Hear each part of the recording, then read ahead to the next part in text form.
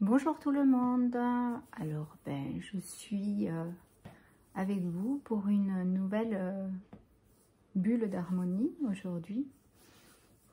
En ce lendemain de Saint-Valentin et dans cette ouverture bientôt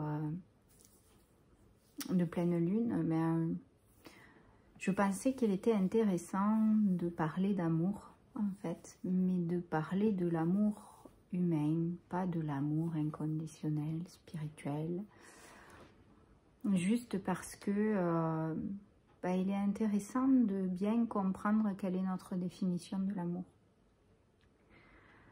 Quand on aime quelqu'un, dans l'équation qui signifie j'aime cette personne, en fait il y a une combinaison multiple, comme souvent, comme fréquemment.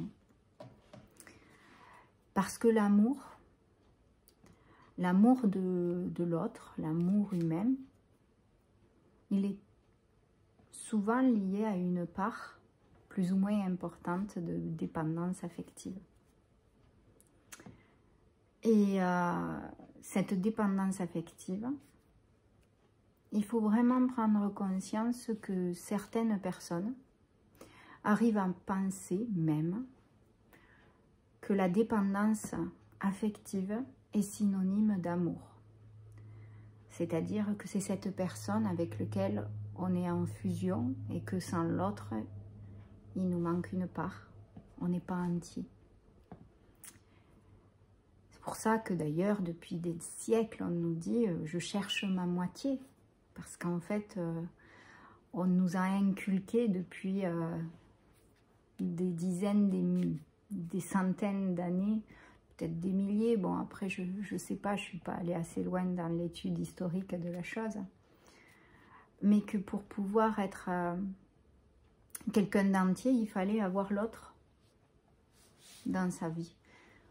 En fait, on a sociétalement institutionnalisé le fait de la dépendance affective. Il est normal dans la société dans laquelle on est d'être en dépendance affective, d'aller chercher à l'extérieur, encore une fois, la part de reconnaissance qu'on n'arrive pas à se donner, la part de défauts qu'on n'accepte pas de soi et que du coup on va compenser en cherchant à l'effacer avec les qualités de l'autre qu'on espère qu'il a, et bien souvent c'est pas vraiment le cas, mais bon, c'est l'idéalisation qu'on en fait. Dans cette équation aussi qu'est l'amour, il y a aussi énormément d'idéalisation. Et dans ces cas-là, est-ce que c'est quelque chose que l'on va apposer sur la personne en pensant que pour qu'elle soit quelqu'un de parfait, elle doit correspondre à ça?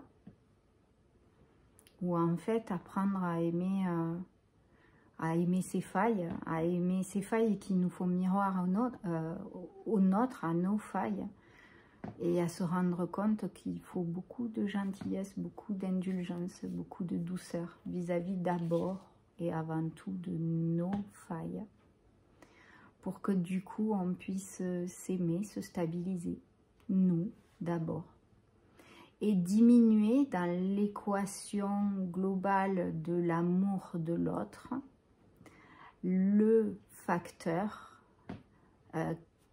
prépondérant souvent chez beaucoup de monde de dépendance affective, de nécessité d'être reconnu, d'être soutenu, d'être valorisé par l'autre.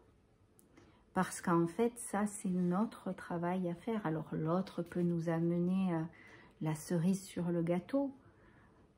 Mais avant tout, l'amour de soi, c'est le respect de soi. Et parce qu'on sait ce qu'est le respect de soi et l'amour de soi, on va pleinement aimer l'autre, réellement, en dissociant la dépendance affective, le besoin de reconnaissance par l'autre, le besoin de « tu vas combler ce que je ne suis pas capable de me donner » ou ou de voir chez moi. Dis-moi ce que je n'ose pas me dire. S'il te plaît, dis-moi que je vaux quelque chose. C'est ça la reconnaissance qu'on attend de l'autre souvent au travers de l'amour. Et c'est tout ça en fait dans le couple qu'il faut travailler, parce qu'on va travailler de façon très intime. Et c'est travailler le respect de soi jusqu'au plus profond, avec beaucoup d'amour pour l'autre qui nous permet de voir tout ça, tous ces manques de nous, tout cet amour que l'on se doit petit à petit, et être en gratitude de ce que l'autre nous permet de faire. Parce que il ne faut pas dire non mais il n'est pas bien. Il est toujours bien pour montrer ce qu'il y a à travailler chez nous. Maintenant, est-ce qu'on va rester dans le couple pour pouvoir travailler justement cet aspect-là auprès de lui, comme je dis souvent, mettant les mains dans le cambouis pour au quotidien apaiser, mettre en amour, se rassurer pour être en harmonie avec l'autre? C'est une première chose. Ou est-ce qu'on ne va pas y arriver parce que c'est trop dur, parce que l'autre manque justement de cet apaisement, de cette compréhension que ce travail lui incombe aussi? C'est pas une obligation, c'est une proposition. Mais le choix qu'il a ou pas d'avancer dans la même direction, c'est à lui de le décider. C'est pas à vous, et c'est pas par manque d'amour qu'il le décidera de le faire ou de ne pas le faire. Ça sera peut-être parce que la balance de ses peurs est plus grande que la balance de son amour. Et ça ne doit pas vous dévaloriser qui que ce soit. C'est juste parce qu'il a plus peur que ce qu'il aime. On n'est pas tous prêts à avancer vers cette route d'harmonisation et d'honnêteté et de cohérence intérieure et d'alignement intérieur. C'est difficile. Et même pour ceux qui veulent prendre cette route, ça demande beaucoup de temps. Ça demande beaucoup de douceur, d'honnêteté. Ça ne demande que ça. Et c'est à ça que sert la famille intérieure, par exemple.